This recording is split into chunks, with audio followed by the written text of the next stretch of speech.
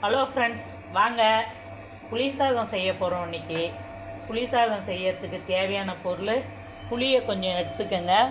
புளியை எடுத்து வச்சு உப்பு போட்டு தண்ணி ஊற்றி புளி ஒரு 10 நிமிஷம் ஊறட்டும். ஊறுனா சாதம் நல்லா கிடைக்கும். அதனால தான் ஊற வைக்கிறது.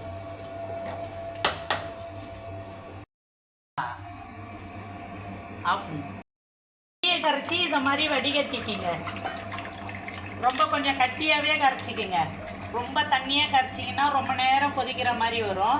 இந்த மாதிரி கட்டியாக கரைச்சி அதில் கொஞ்சம் மஞ்சத்தூள் சேர்த்து, நம்ம தான் உப்பு முன்னாடியே போட்டு தான் கரைச்சோமே.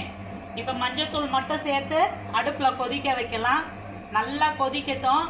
அப்புறம் நம்ம அதுக்கு என்னென்ன மசாலா போடலாம்லாம் வறுக்கலாம். அடுப்பை பற்ற வச்சுக்கோங்க. பற்ற வச்சு அதுக்கு மசாலா வறுக்கிறதுக்கு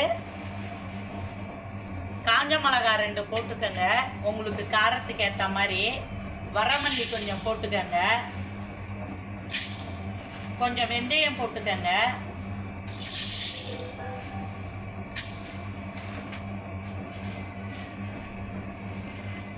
கொஞ்சம் கடலைப்பருப்பு போட்டுக்கோங்க. கொஞ்சம் சின்ன சீரகம் சேர்த்துக்கோங்க. ஒரு 4 மிளகு சேர்த்துக்கங்க. சேர்த்து அதை ஒரு வருங்க.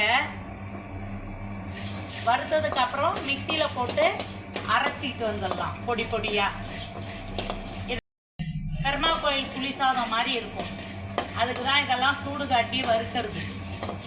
இதெல்லாம் சூடு காட்டி வறுத்து குழம்பு நல்லா கொதித்து சுண்டி வந்த பிறகு இதை அதில் கொட்டி ஒரு 2 கொதி வந்த பிறகு ஆஃப் பண்ணிடலாம். நிறைய போடக்கூடாது, கொஞ்சம் கொஞ்சம் தான் போடணும். அது மாதிரி தீர மாதிரி வறுக்காதீங்க. லைட்டாக செவந்து வர மாதிரி வருங்க. அவ்வளோதான். அடுப்பை ஆஃப் பண்ணியாச்சு. அந்த சூட்லேயே இருக்கட்டும். நம்ம ஆறட்டும், மிக்சியில் போட்டு அரைச்சிக்கின்னு வந்துடலாம். புளி குழம்பு கொதிக்கிறதுக்குள்ளே சாதத்தை வடித்து எடுத்து கொஞ்சம் ஆற விடுங்க. சாதம் ஆறட்டும். அதுக்கப்புறம் நல்லெண்ணெய் காய்ச்சி சாதத்தில் ஊற்றி கிண்டலாம். கரண்டியை காய வச்சுக்கோங்க. காய வச்சு நல்லெண்ணெய் ஊற்றுங்க. நல்லெண்ணெய் ஊற்றி நல்லெண்ணெய் சூடு ஏறட்டும். சூடு ஏறின பிறகு சாதத்தில் ஊற்றி கிளறதுக்கு தான். புளி சாதம் செய்யக்குள்ளே எப்பயுமே நல்லெண்ணெய் ஊற்றி சாதம் கிளறுங்க.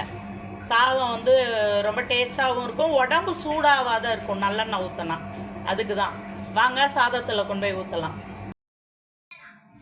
சாதத்தில் ஊற்றிக்கிங்க. சாதத்தில் ஊற்றி நல்லெண்ணெய் ஊற்றி கிளறுனா உடம்பு ஹீட் ஆகாத இருக்கும். அதுக்கு தான் நல்லெண்ணெய் ஊற்ற சொல்கிறது. புளிக்குழம்பு நல்லா கொதிச்சிட்டு இருக்குது. இன்னும் கொஞ்ச நேரம் கொதிக்கட்டும். நம்ம அரைச்சின்னு வந்த மசாலாவை கொட்டிடலாம். அரைச்சின்னு வந்த மசாலா இதுதான். எவ்வளோ வாசனையாக இருக்குது பாருங்கள். இதை மாதிரி செஞ்சு புளி சாதம் கொடுங்க. நம்ம பெருமா கோயிலில் வாங்கி சாப்பிட்ற புளி சாதம் மாதிரியே இருக்கும்.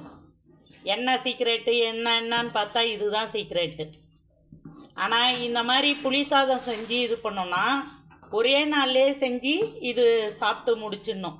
இல்லை ஒரு 2 நாளைக்கு இந்த குழம்பு வச்சுருக்கலாம். ஏன்னா கடலைப்பருப்பு போட்டிருக்கிறதுனால அது ரொம்ப நாளைக்கு தாங்காது. இதே நீங்கள் கடலைப்பயிறு போடாத இந்த மசாலாவை மட்டும் ரெடி பண்ணி புளி குழம்பு வச்சிங்கன்னு வச்சுக்கோங்க, 1 மாதத்துக்கு புளி குழம்பு கெட்டே போகாது. நம்ம கடலைப்பயிறு போடாத வச்சுருந்தோன்னா. கடலைப்பயிறு போட்டோன்னா 2-3 நாள்லேயே குழம்ப சீக்கிரம் காலி பண்ணிடணும்.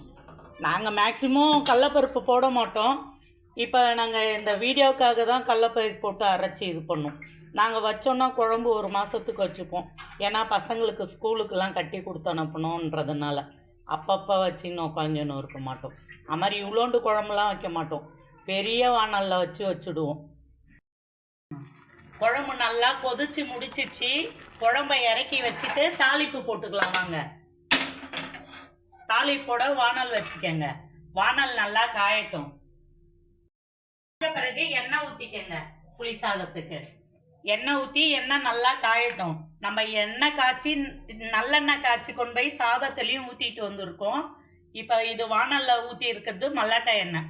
மல்லாட்டை எண்ணெய் நல்லா காஞ்ச பிறகு கடுகு சேர்த்துக்கங்க. கடுகு பொரியட்டும்.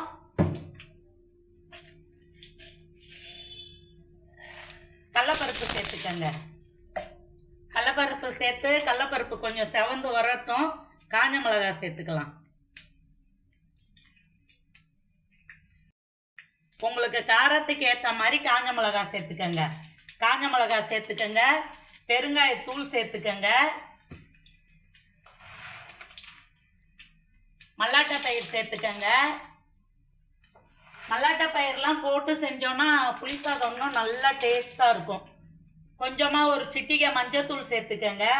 ஏன்னா நம்ம வந்து புளி குழம்புலேயே போட்டு குழம்புலேயே கொதிக்க வச்சுருக்குறோம் மஞ்சத்தூளை. அதனால் வந்து கொஞ்சமாக சேர்த்துக்கங்க. கொஞ்சம் பொன்னிறகமாக ஆகட்டும். கருவேப்பிலை சேர்த்துக்கங்க.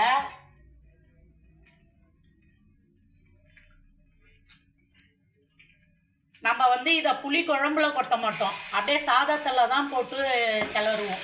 ஏன்னா புளி குழம்பு மீந்ததுன்னா எடுத்து வச்சுட்டு அடுத்த நாளைக்கு இதை மாதிரி தாளிப்பு போட்டு அதில் செய்வோம். வாங்க, செவந்திருத்து சாதத்தில் கொண்டு போய் கொட்டலாம். புளி குழம்பு மேலே போட்டுக்கோங்க. புளி குழம்பு உங்களுக்கு தேவையான அளவு போட்டுட்டு மீதி எடுத்து வைங்க. ஒரேடியாக தாளிப்பெல்லாம் போட்டு அதில் இது பண்ணிடாதீங்க. இப்போ நம்ம வறுத்துட்டு வந்தோம்ல மல்லாட்டை பயிறு கடலப்பருப்பு, அதை கொட்டிக்கங்க. கொட்டி கிளறுங்க சாதத்தில். நல்லா ஆறட்டோன்னு சாதத்தை கிளறுங்க. அன்னைக்கே சாப்பிட்ற மாதிரியா இருந்தால் கையால் கூட கிளறுங்க. இந்த மாதிரி சாதம் வந்து நல்லா உதிரி உதிரியாக வரணும். புளி சாதத்தை பொறுத்த அளவுக்கு கொஞ்சம் குழன்னுலாம் இருந்தால் நல்லா இருக்காது. நம்ம இன்னும் கொஞ்சம் குழம்பு போட்டு கிளறலாம். வாங்க.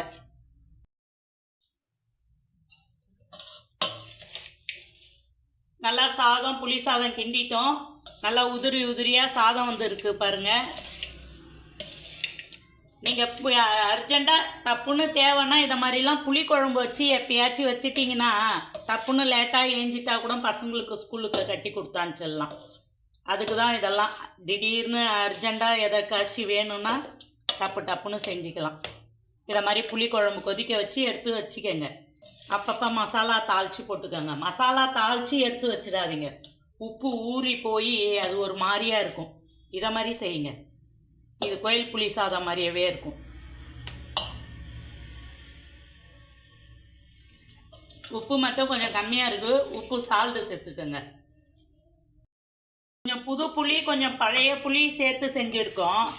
நீங்கள் பழைய புளிலாம் வேஸ்டேஜாக நிறையெல்லாம் இருந்ததுன்னா இதை மாதிரி கரைச்சி கொதிக்க வச்சு எடுத்து டப்பாவில் ஊற்றி வச்சுக்கோங்க. வேஸ்டேஜ் ஆக்காதீங்க புளிங்களை. இதை மாதிரி எடுத்து கொதிக்க வச்சுன்னா நம்ம வேணுன்னுக்குள்ளே சும்மா ஒரு கரண்டி.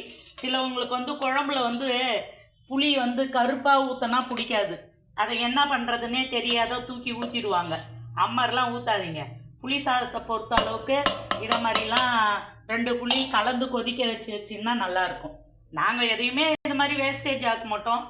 இவங்கக்கிட்ட பழைய புளி இல்லை, புது புளி தான் இருந்தது. அதனால் 2த்தையும் சேர்த்து கொதிக்க வச்சு இன்றைக்கி எங்கள் வீட்டில் புளி சாதம். வாங்க சாப்பிட்லாம். நெக்ஸ்ட் வீடியோவில் பார்க்கலாம்.